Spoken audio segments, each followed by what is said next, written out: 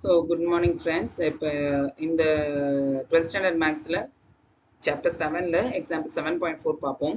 A particle moves so that the distance moved is according to the law s of t, which is equal to t cube by 3 minus t square plus 3. At what time the velocity and the acceleration are 0.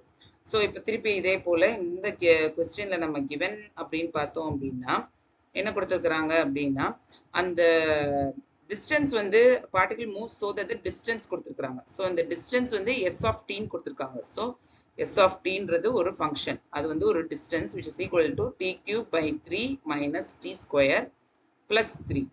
At what time? இப்ப to find என்ன கண்டுபிடிக்கணும் அப்படின்னா v of t, velocity of t, அதே மாதிரி acceleration of t 0வா இருக்கும்போது t யோட timing அது எந்த டைம்ல 0வா இருக்கு.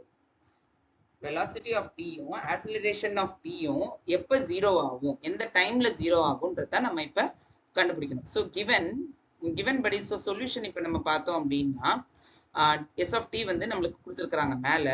so v of t முதல்ல கண்டுபிடிக்கணும். so v of t is equal to d of s of t divided by d of t.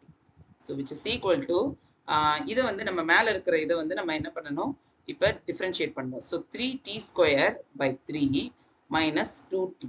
so 3 யும் 3 யும் cancel ஆயிட்டு நம்மளுக்கு என்ன கிடைக்கும்னா t square minus 2t. அடுத்தது என்னது, a of t நம்ம கண்டுபிடிக்கணும். so a of t is equal to t of v of t, அது velocity ஓடைய differentiation. so which is equal to இங்க என்ன கொடுத்திருக்கு, t square minus 2t. so அப்ப இது 2t minus 2. இப்ப நெக்ஸ்ட் நம்ம என்ன பண்ண போறோம் அப்படின்னா இப்ப இது ரெண்டுத்துக்கும்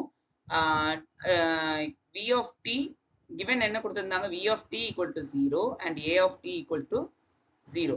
அப்ப நம்ம இப்ப என்ன பண்ணணும், t equal to question mark, அதை தான் நம்ம கண்டுபிடிக்கணும். ஸோ இந்த இதுல நம்ம பார்த்தோம் அப்படின்னா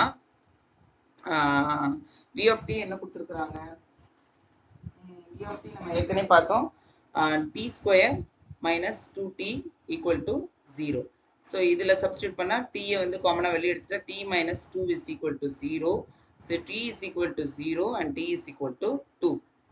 and next a of t வந்து என்னது 2t minus 2. so 2t minus 2 is equal to 0.